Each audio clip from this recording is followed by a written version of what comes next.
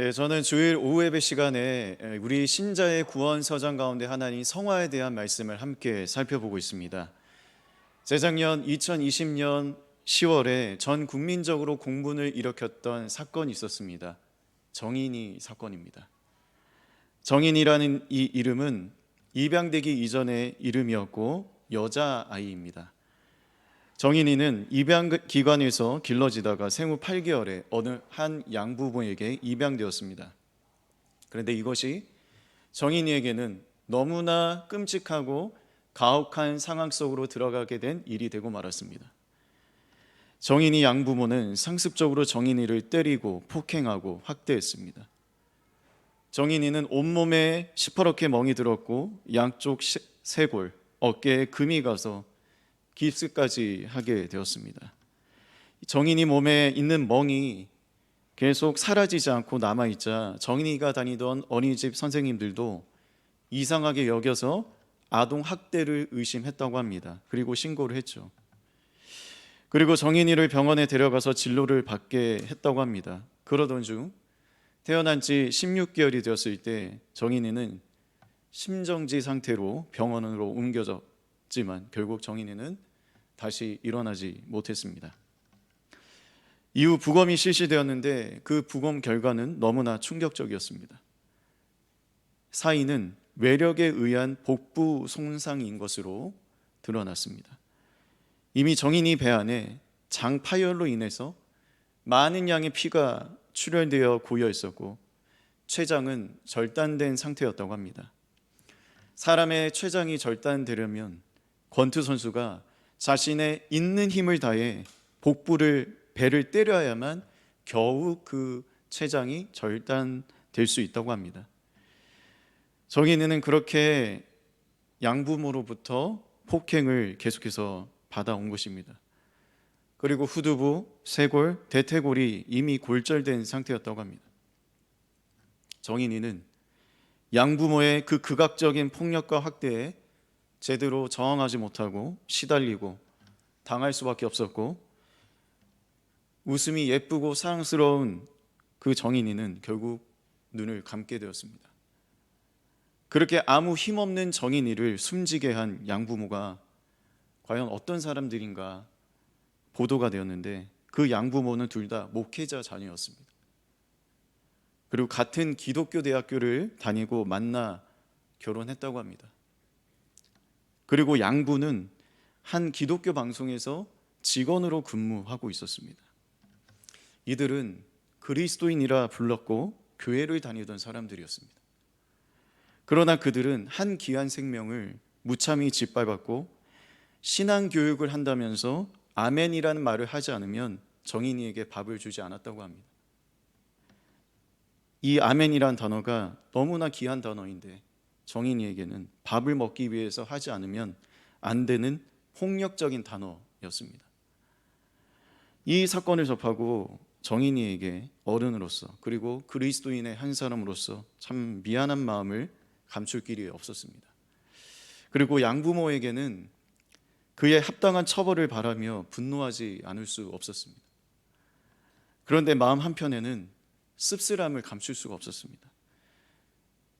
목회자라는 그 가정에서 기독교 가정에서 그렇게 오랫동안 자라났고 기독교적 배경과 환경에 있다는 것 그리고 매주 교회에 나와서 교회 생활을 한다는 것 그것 자체가 그리스도인다운 삶, 신자다운 삶을 만들어주거나 보장해주지 않는다라는 사실 때문이었습니다.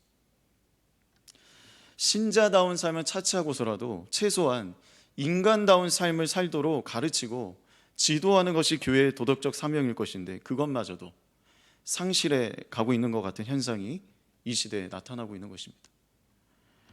오늘날 이 시대를 소위 인간성 상실의 시대다라고 말을 하는데 이 정인이 사건은 이 인간성 상실이 극단적으로 나타난 대표적인 사례라고 할 수 있습니다.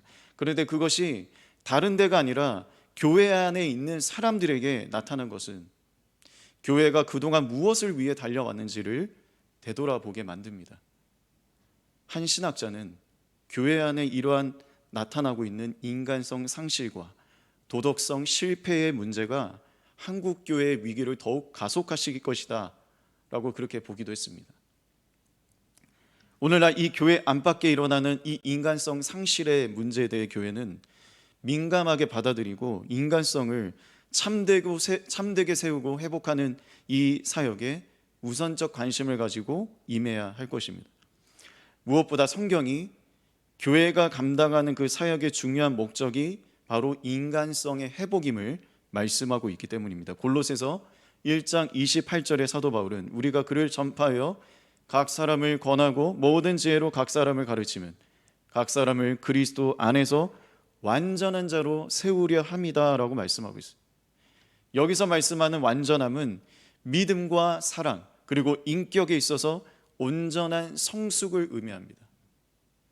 물론 이 온전한 성숙은, 인격의 성숙은 마지막 날에 이루어지겠지만 사도 바울은 자신이 사역하는 교회와 성도들의 이 온전한 성숙이 이루어질 것을 미리 내다보면서 힘을 다하여 자신이 수고하고 있다, 사역을 감당하고 있다라고 말하고 있어요.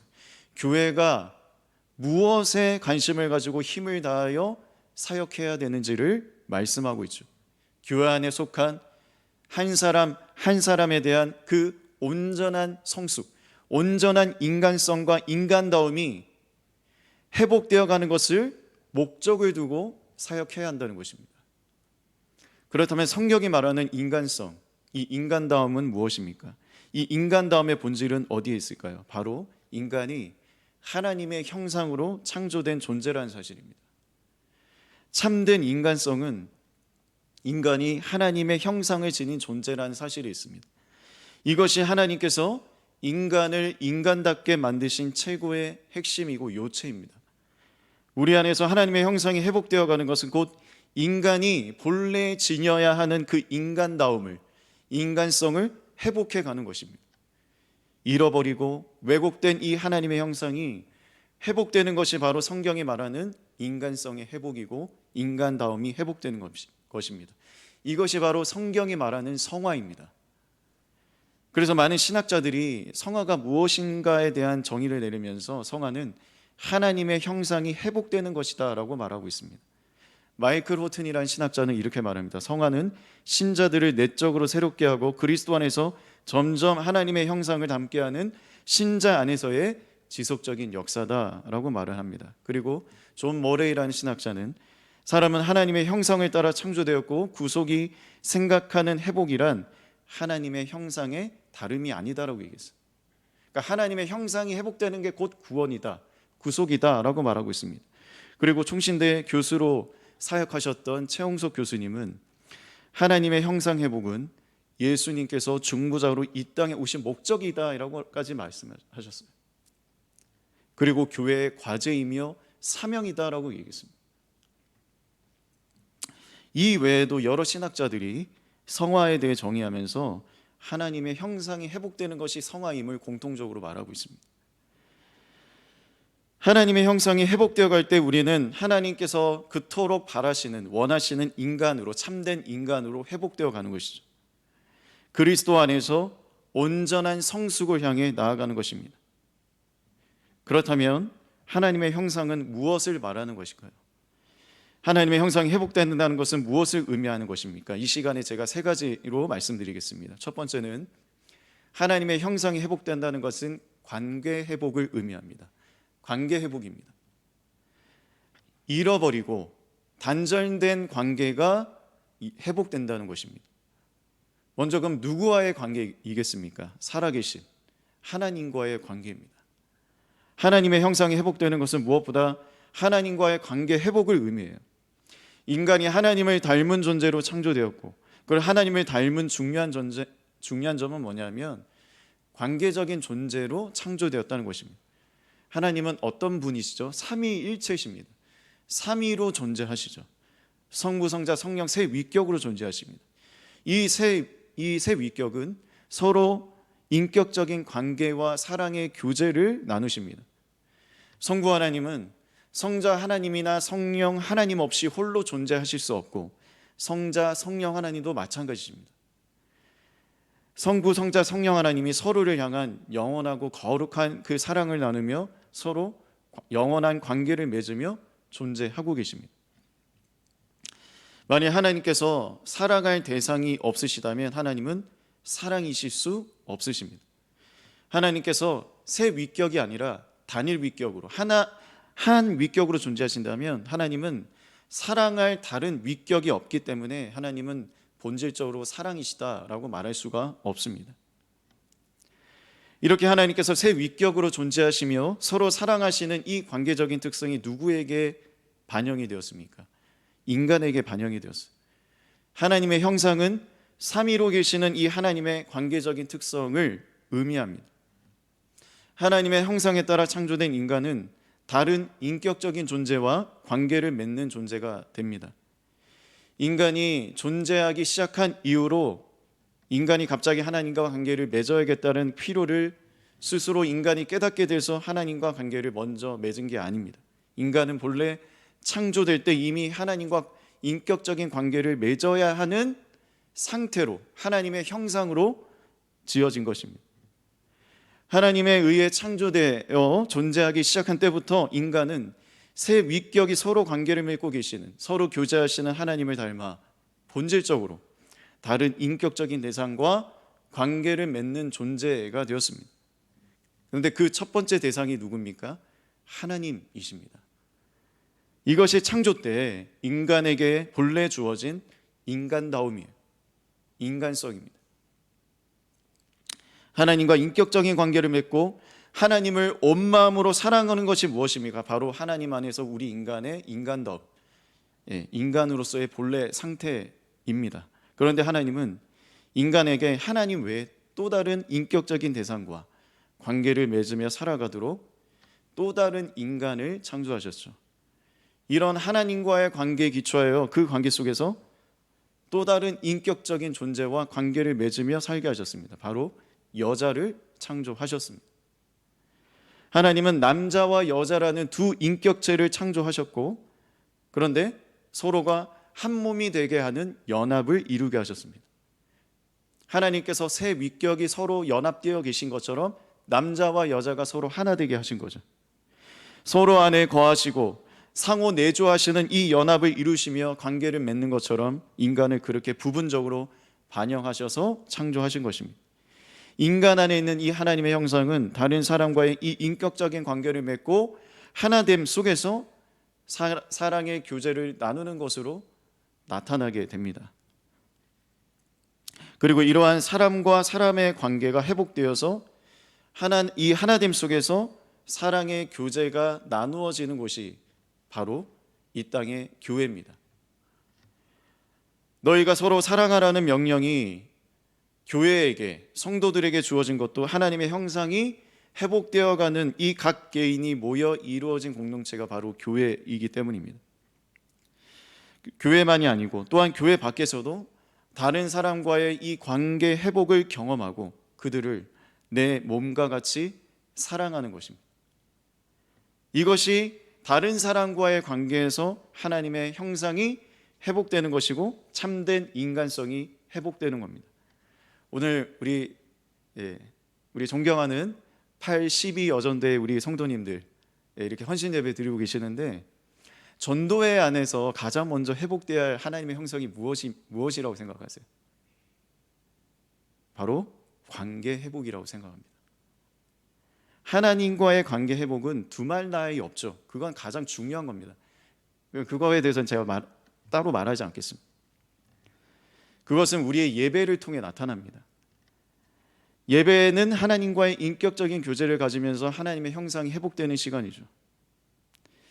이런 예배 회복이 우리 여전도의 성도님 가운데 있기를 바랍니다. 그리고 또한 중요한 것은 무엇이냐면 전도회 안에 다른 성도들과의 관계 회복이 함께 이루어져야 합니다. 우리가 전도회로 모여서 함께 열심히 일하는 것도 중요합니다. 사역해야 합니다. 그러나 우리 안에 하나님의 형상인 이 다른 사람, 다른 성도와의 관계 회복이 먼저입니다. 우리 안에 여전히 하나 되지 못하고 서로를 미워하고 배척하고 있다면 이 다른 사람과의 관계에서 하나님의 형상이 회복되는 것을 우리가 경험하지 못하고 있는 것입니다.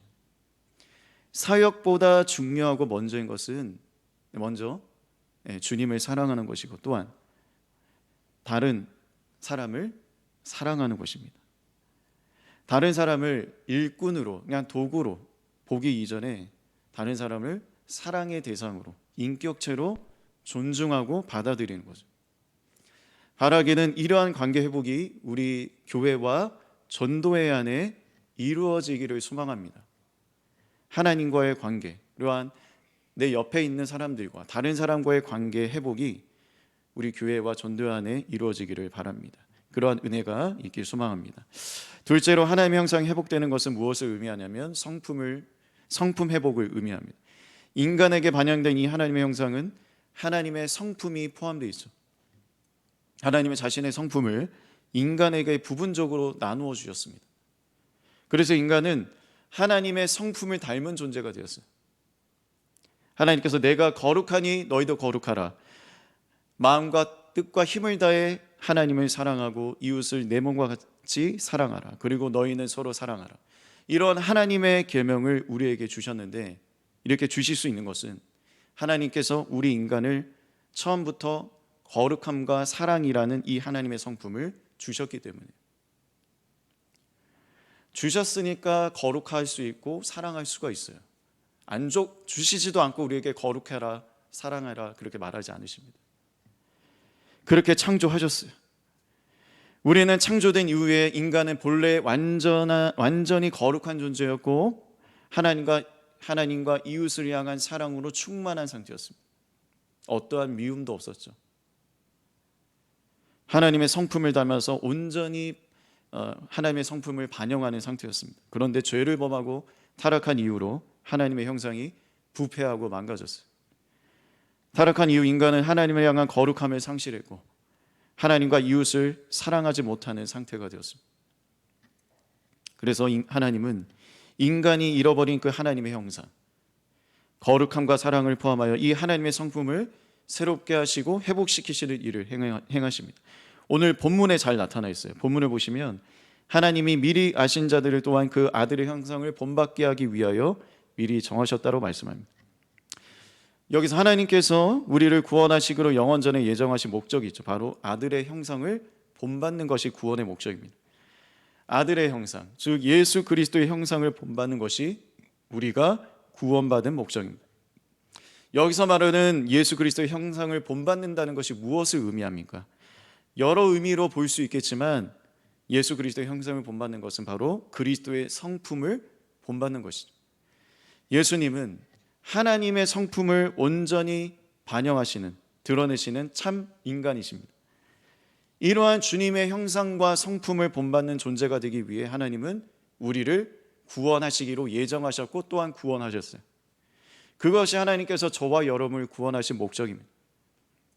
하나님 이러한 목적을 이루시기 위해 우리 안에 잃어버린 이 하나님의 형상, 하나님의 성품, 그리스도의 성품을 회복시키시고 본받게 하실 것입니다.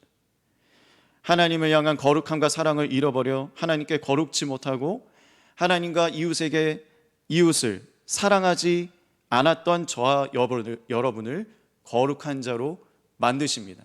사랑하지 못하고 있는 저와 여러분을 사랑하는 자로 만들어 가십니다. 그렇게 하셔서 하나님의 성품을 반영하고 드러내는 참 인간으로, 참된 인간다움을 회복시키실 것입니다. 셋째로 하나님의 형상이 회복되는 것은 사명 회복을 의미합니다. 하나님의 형상은 하나님께서 인간에게 주신 사명과 관련이 있죠. 창세기 1장 28절에 하나님은 인간을 하나님의 형상으로 창조하자라고 말씀하시면서 인간에게 이 땅에 있는 모든 피조물을 다스릴 이 명령을 주시고 권한을 주십니다.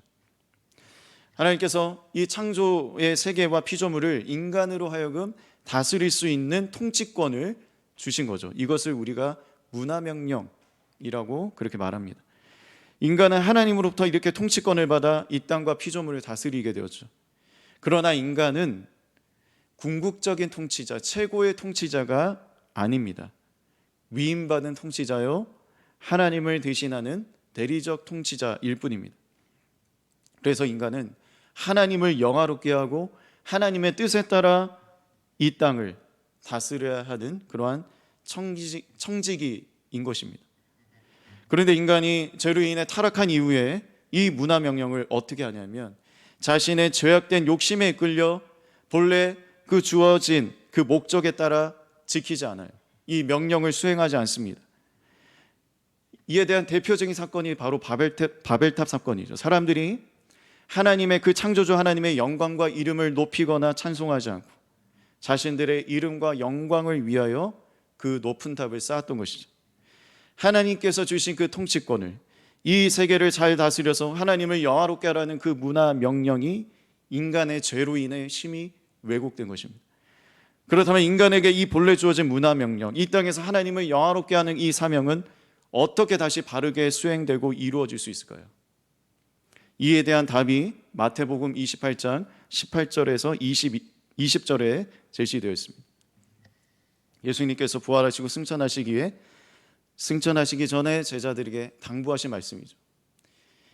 예수께서 나와 말씀하여 이르시되 하늘과 땅의 모든 권세를 내게 주셨으니 그러므로 너희는 가서 모든 민족을 제자로 삼아 아버지와 아들과 성령의 이름으로 세례를 베풀고 내가 너희에게 분부한 모든 것을 가르쳐 지키게 하라. 볼지어다 내가 세상 끝날까지 너희와 항상 함께 있으리라. 이 구절은 잘 아시는 대로 예수님의 대위임령, 지상명령이라고 불립니다. 예수님께서 이 땅의 교회들과 신자들에게 주신 최고의 명령이라는 거죠. 이 명령을 주시기 전에 예수님께서 자신에게 무엇이 있다고 하죠? 하늘과 땅의 모든 권세를 하나님 아버지로부터 받았다라고 말씀하십니다. 예수님은 이 세계와 피조물을 절대적으로 다스리는 통치권을 아버지로부터 위임받으셨죠. 아버지를 대신하여 예수님께서 이제 만왕의 왕으로서 통치자로 다스리십니다. 우리 인류의 첫 조상 아담, 첫 번째 아담 역시도 하나님으로부터 통치권을 받았죠. 위임받았습니다. 그러나 아담은 자신이 받은 그 통치권을 가지고 하나님을 영화롭게 하지 않고 하나님 나라를 위해 그 통치권을 사용하지 않았습니다.